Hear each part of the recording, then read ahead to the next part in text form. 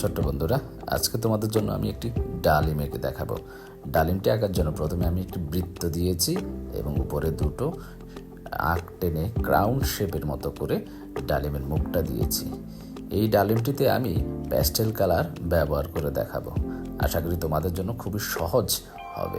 যদি কাজটি ভালো লাগে তাহলে অবশ্যই তোমরা সকলে লাইক, কমেন্টস এবং শেয়ার দিবে। সবাইকে ধন্যবাদ।